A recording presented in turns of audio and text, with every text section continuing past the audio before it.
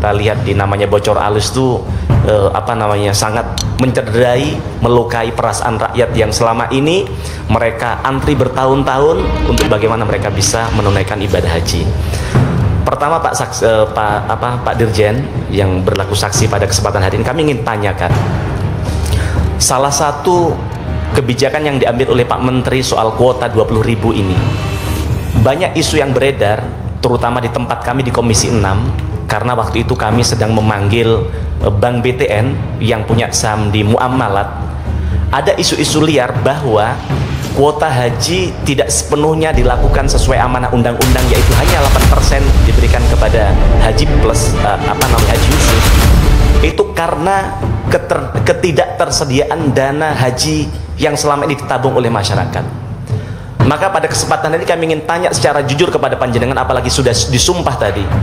Kami punya kekhawatiran, jangan sampai rakyat kami, masyarakat kami yang sudah nabung bertahun-tahun ini, bahkan kalau jenengan tahu, di tempat kami ini ada pedagang pecel, dia nabung setiap hari menyisihkan 5.000 untuk mereka bisa haji, tapi sampai hari ini sudah 20 tahun tidak bisa haji. Nah, jangan sampai ternyata dia sudah berjibaku untuk menabung untuk bisa berangkat haji, ternyata duitnya hilang. Nah, kami ingin tanyakan soal hal ini.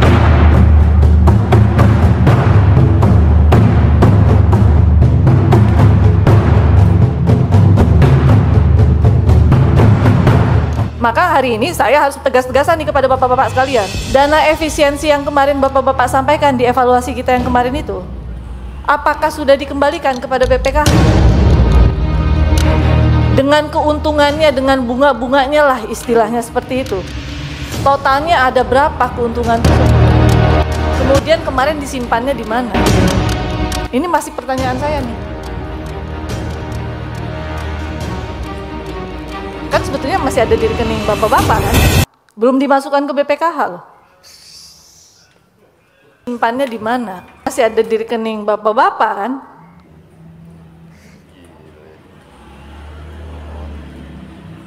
Nah itu kan harusnya dikembalikan ke sana.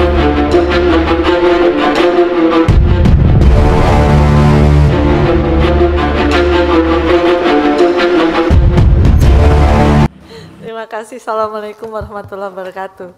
Yang saya hormati Bapak Pimpinan beserta anggota Komisi 8, Pak Dirjen PHU dari BPH beserta jajaran. Pertanyaan saya satu, ini yang dari BPH siapa saja ya? Ada berapa orang?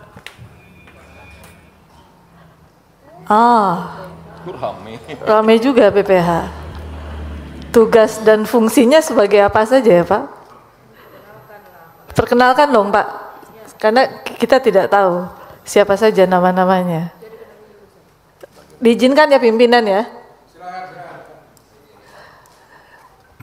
Baik, terima kasih.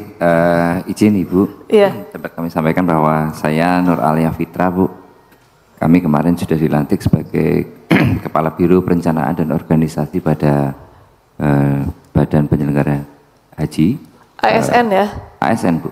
Oke. ASN, dan sifatnya kami adalah bedol desa. Belum Bu, belum bedol desa. Oh belum. Belum Bu. Oke, Biro Perencanaan. Ya. Oke, dari sampingnya. Baik, terima kasih. Perkenalkan, nama saya Selamat. Hari Senin kemarin tanggal 30 kami dilantik sebagai Kepala Biro Keuangan dan Umum. PHU? Dari PHU. Oh, oke. PHU semua. Sekarang di BPH. Oke. Bagian keuangan ya, catat bagian keuangan. Oke. Baik, saya Tuti Raningrum, Senin kemarin dilantik sebagai Kepala Biro Hukum dan SDM. Saya berasal dari Kementerian Hukum, Ditjen Peraturan Perundang-undangan. Nah ini yang penting, SDM dan Hukum. Makasih Bu. Nah ini yang dari Siskohat. Jangan menangis Pak. Izin Bapak Ibu pimpinan dan anggota Panja. Perkenalkan Bu, perkenalkan ulang, nama saya Muhammad Hasan Afandi. Kemarin dilantik bersama dengan teman-teman kami yang lain sebagai Kepala Pusat Data dan Informasi. Oke, BPH. Terima kasih Ibu. Terima kasih. Berarti yang intinya masih ada? Silakan Pak. Sampingnya. Assalamualaikum warahmatullahi wabarakatuh. Waalaikumsalam. Izin Bapak-Bapak, Ibu sekalian pimpinan, kami dari tenaga ahli dari Kepala Badan. Tenaga ahli. Gus Irfan. Oke. Jadi ada beberapa di sini yang memang fungsinya hanya membackup hal-hal yang kira-kira untuk penguatan badan haji. Oke. Gitu. Terima kasih. Terima kasih banyak Bapak Ibu sekalian. Karena buat saya sangat penting, mohon maaf pimpinan saya agak lancang. Saya tidak tahu yang BPH yang mana, yang Dirjen PHU yang mana. Sehingga tadi saat disampaikan, saya sepakat dengan yang disampaikan oleh Dirjen PHU, gitu kan tadi oleh BPH. Kok sepakat saja? Kan di bayangan kami seharusnya karena ini transisi, seharusnya juga PHU punya plan juga gitu kan.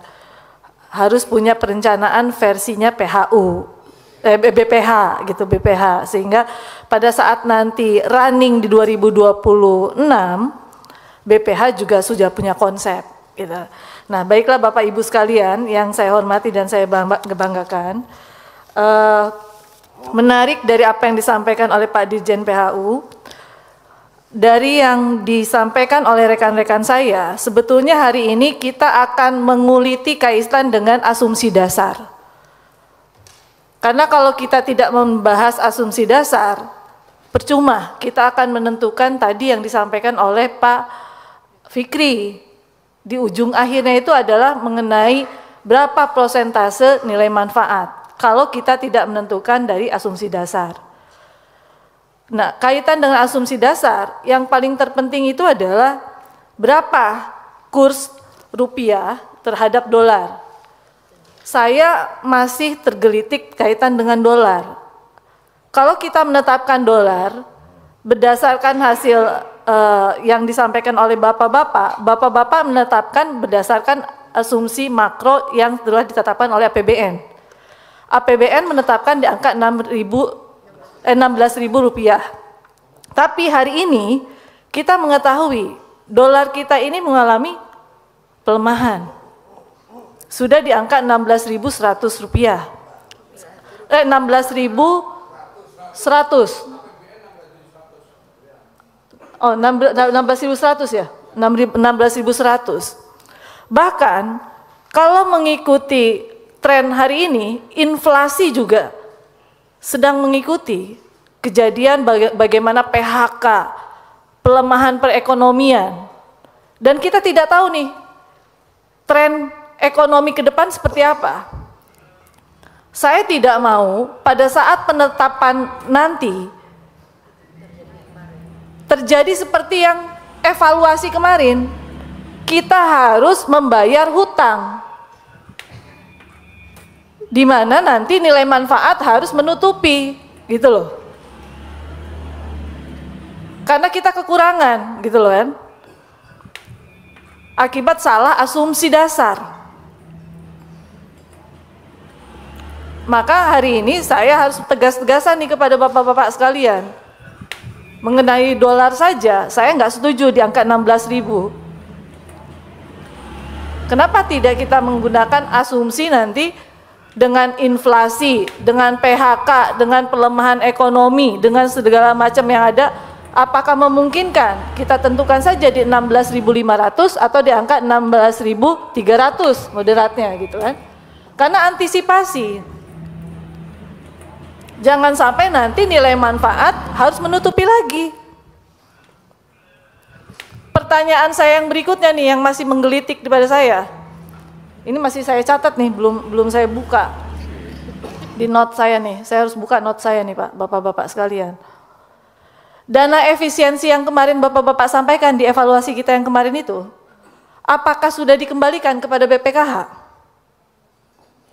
Dengan keuntungannya, dengan bunga-bunganya lah istilahnya seperti itu. Totalnya ada berapa keuntungan tersebut? Kemudian kemarin disimpannya di mana? Ini masih pertanyaan saya nih.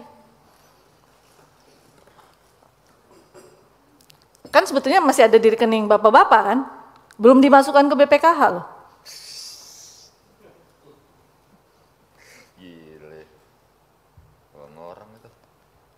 Nah itu kan harusnya dikembalikan ke sana. Ya. Ya. Izin khusus yang melalui ini. Pimpinan dulu. Lewat pimpinan, izin pimpinan, boleh merespon yang ini. Silakan. Ya. Biar clear bahwa dalam undang-undang disebutkan kami baru boleh menyetorkan ke BPK bila sudah diaudit oleh BPK, Pak. Dan ini prosesnya masih berlangsung. Yang sudah kami setorkan yang sebelumnya sudah selesai audit, jumlah hitungan kami sekian, BPK sekian dan hasil BPK-nya sekian, maka BPK itulah yang kita follow up. Jadi saat ini yang itu masih proses. Nah artinya Bapak-Bapak sekalian, kalau kita bicara dana efisiensi itu, berarti dana efisiensi kan masih ada di rekening PHU. Kapan? Berarti kan nunggu nanti hasil audit. Berserta bunga-bunganya loh Pak. Jangan sampai cuman pokoknya saja. Waktu urusan gitu syariah. Gitu loh. Berserta bunga-bunganya atau keuntungannya, jangan sampai enggak gitu lah. Nah, artinya buat saya menjadi menarik pada saat nanti kita menentukan asumsi dasar ini. Saya tidak mau nanti kita kecelek lagi. Karena tadi yang disampaikan Pak Fikri ini menarik, ujungnya tadi. Kalau kita salah menentukan asumsi dasar, maka pada saat kita menentukan asumsi dasarnya di 16.000, ternyata dolar nanti itu di angka 16.300 atau 16.500, berarti kita kan kekurangannya 300. Maka yang bayar siapa? Yang bayar kan BPKH. Pakai apa? Pakai nilai manfaat. Berarti kan kita tetap harus bayar lagi Bapak-bapak sekalian.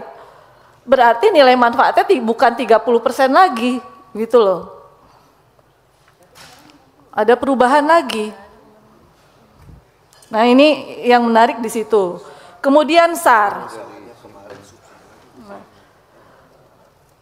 SAR ini juga, ini harus dipikirkan secara matang. Saya, kalau tadi yang disampaikan oleh Bapak-Bapak kan berkorelasi juga dengan dolar. Pada saat nanti dolar kita tetapkan di angka 16.300 atau 16.500, maka SAR-nya pun harus ditetapkan di angka berapa.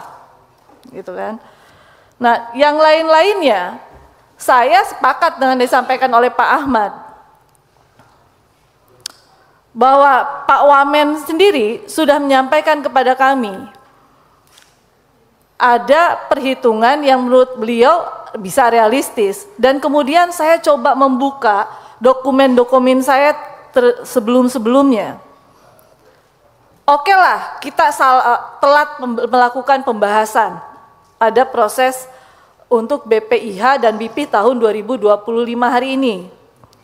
Tetapi tidak boleh juga kita salah untuk menetapkan angka-angkanya. Kalau kita buka di tahun 2023, komponen penerbangan itu angkanya di 32.742.000 sekian. Kemudian kita bandingkan dengan komponen penerbangan di tahun 2024 33 juta. Kemudian naik lagi tahun 2024 34 juta. Naiknya setiap tahun 1 juta, 1 juta, 1 juta. Alasannya selalu dikaitkan dengan aftur dan dolar. Padahal rekan-rekan sendiri juga sudah menyampaikan, ini adalah perusahaan plat merah yang kita bisa kerjasama di dalamnya. Kemarin saya sempat ketemu dengan Dirut PT Garuda yang baru. Mereka sampaikan, langsung Pak Dirutnya sampaikan kepada saya, Bu, di masa kepemimpinan saya yang baru, saya akan melakukan perubahan. Insya Allah pesawatnya baru. Demikian informasi yang dapat saya sampaikan untuk hari ini, semoga memberi manfaat. Salam dan doa kami untuk keluarga dalam perlindungan Allah, dalam dekap kasih sayang Rahman dan Rohim Allah Subhanahu wa Ta'ala. Allahumma amin. Terima kasih. Wassalamualaikum warahmatullahi wabarakatuh.